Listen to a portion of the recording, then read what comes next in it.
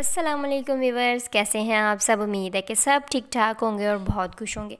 आज मैं आपके लिए लेके आई हूँ बहुत ही मज़ेदार चटपटी सी इमली आलू बुखारे की चटनी। आज से पहले आपने ये चटनी कभी नहीं खाई होगी क्योंकि कभी किसी ने बनानी बताई ही नहीं, इसलिए मैं आपके लिए लेके आई हूँ ये मज़ेदार सी रेसिपी देखने से पहले मेरे चैनल को सब्सक्राइब ज़रूर कर लें और बेल आइकन को प्रेस कर लें ताकि आपको मेरे आने वाली वीडियोज़ की अपडेट मिलती रहे। यहाँ मैंने 1 पाव आलू बुखारा लिया है जिसको मैंने अच्छी तरह धो लिया था। 1 पाव ही इमली ली है, इसको भी मैंने धो लिया था। 2 मग इस तरह के हम लोग पानी के लेंगे। 1 प्याली हमने गुड़ की लेनी है। 1 चम्मच नमक का लेंगे। 1.5 चम्मच कॉर्नफ्लोर लेंगे। आधा चम्मच ज़ीरा पाउडर और आधा चम्मच ही हमने चिली फ्लेक्स लेने हैं। इन थोड़े से इंग्रेडिएंट से हम बनाने वाले हैं मज़ेदार सी चटनी। चलें जी, सबसे पहले इमली और आलू बुखारे को हम लोग भिगो देंगे। इमली के अंदर एक बड़ा मग मैंने पानी का शामिल किया है। आलू बुखारे में भी हम लोग इसी तरह का एक पानी का बड़ा मग शामिल करेंगे। चलें जी, इमली और आलू बुखारे में मैंने पानी शामिल कर दिया है। इसको चम्मच की मदद से अच्छी तरह हिला लेंगे ताकि इमली और आलू बुखारा पानी के अंदर अच्छी तरह डिप हो जाए। अब हम इनको कवर करके फ्रिज में रखेंगे। अगर गर्मी का मौसम है तो, अगर सर्दियों का मौसम है तो आप इसको रूम टेम्परेचर पे भी रख सकते हैं। हम इसको ओवरनाइट भी भिगो सकते हैं, वरना 5 से 6 घंटे तो भिगोना लाजमी है। चलें जी, मैंने इमली और आलू बुखारे को ओवरनाइट भिगो लिया था। आप लोग देख सकते हैं आलू बुखारा भी फूल के डबल साइज़ में हो चुका है। अब हमने हाथों को अच्छी तरह धो लेना है, साफ़ कर लेना है और हाथों की मदद से इमली की गुठलियाँ निकाल लेनी है बाहर। आपने अच्छी तरह पल्प उतारते जाना है और सिर्फ गुठली को निकाल के बाहर रखते जाना है। मैं इसी तरह बाकी सारी गुठलियाँ निकाल लेती हूँ इमली की और फिर वापस आती हूँ। ये देखें जी, मैंने इमली की सारी गुठलियाँ निकाल ली हैं। हमारे पास सिर्फ पल्प बचा है जिसको हम लोग इस्तेमाल करेंगे चटनी बनाने के लिए। अब हम आलू बुखारे की भी गुठलियाँ निकाल लेंगे। चलें जी, आलू बुखारा बहुत नरम हो जाता है भिगोने के बाद, इसकी गुठलियाँ बहुत आसानी से निकल जाएंगी। ये देखें इस तरह।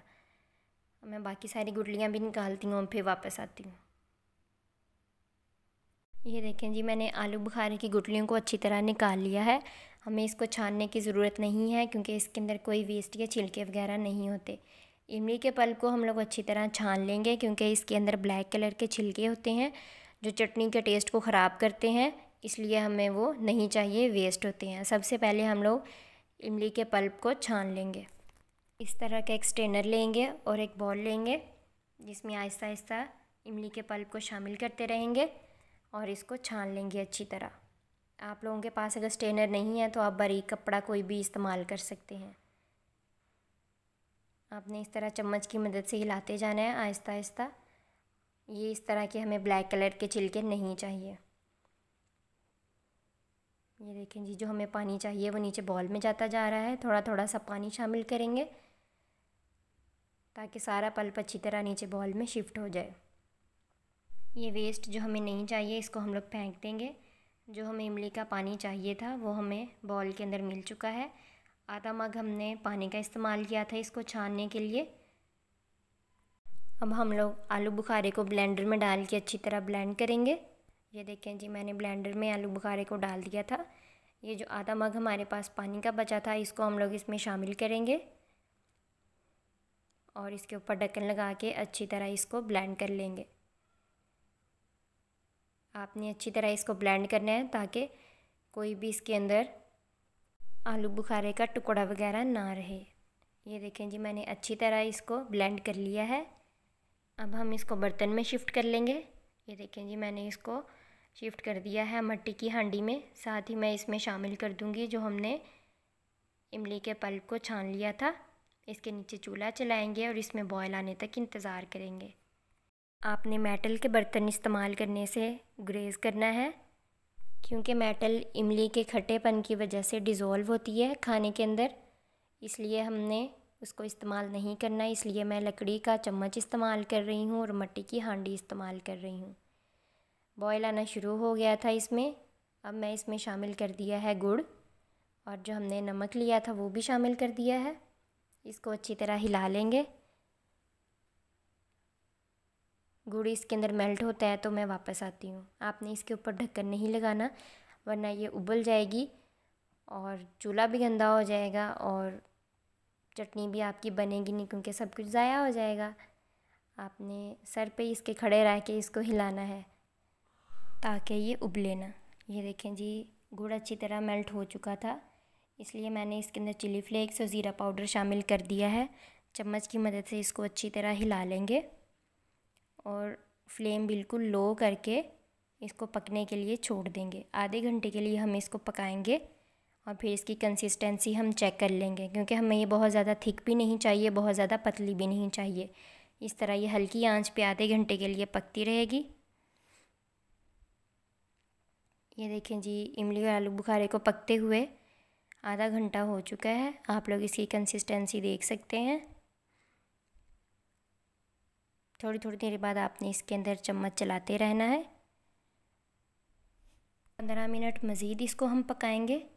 15 मिनट पकाने के बाद अब हम इसके अंदर शामिल करेंगे कॉर्नफ्लोर। पानी के अंदर मिक्स करके आपने इसको शामिल करना है। इसके बाद 5 मिनट हम लोग मज़ीद इसको पकाएंगे। आप लोग इसकी कंसिस्टेंसी देख सकते हैं। इस तरह का हमने इसको रखना है, बहुत ज़्यादा पतली भी नहीं रखनी है, बहुत ज़्यादा गाढ़ी भी नहीं रखनी। चूल्हा हम लोग इसका बंद कर देंगे, इसको ठंडा कर लेंगे, क्योंकि चटनी हमारी बिल्कुल तैयार हो चुकी है। हमें बिल्कुल ऐसी ही कंसिस्टेंसी चाहिए इसकी। ये देखें जी, मैंने चटनी को अच्छी तरह ठंडा करके जार में शिफ्ट कर लिया है और थोड़ी सी मैंने बॉल में निकाल ली थी आप लोगों को दिखाने के लिए। जितनी चटनी आपने इस्तेमाल करनी है उसको फ्रिज में रखें, क्योंकि 10-15 दिन आराम से निकाल जाती है फ्रिज में रखी हुई चटनी। जो बची हुई चटनी है जिसको आपने कुछ दिनों बाद इस्तेमाल करना है, उसको आप लोग फ्रीज़र में रखेंगे, क्योंकि फ्रीज़र में रखी हुई चटनी ख़राब नहीं होती। इस्तेमाल करने से 1 घंटा पहले आप लोग उसको फ्रीज़र से निकाल लें, मेल्ट हो जाएगी और खाने के काबिल हो जाएगी। बहुत ही मज़ेदार चटनी है, एक दफ़ा बनाइएगा ज़रूर और मुझे अपना फ़ीडबैक देना मत भूलिएगा। ये ऐसी चटनी है, आप लोग इसको किसी भी चीज़ के साथ इस्तेमाल कर सकते हैं। फ्राइड चीज़ों के साथ भी इस्तेमाल कर सकते हैं, दही बड़ों के साथ भी इस्तेमाल कर सकते हैं। बहुत मज़ेदार लगती है ये, किसी भी चीज़ के साथ आप इसको खा सकते हैं। चलें जी, आऊँगी अब मैं अगली मज़ेदार सी वीडियो के साथ। तब तक के लिए अपना ख्याल रखिएगा, मुझे अपना फ़ीडबैक देना मत भूलिएगा। अल्लाह हाफ़िज़।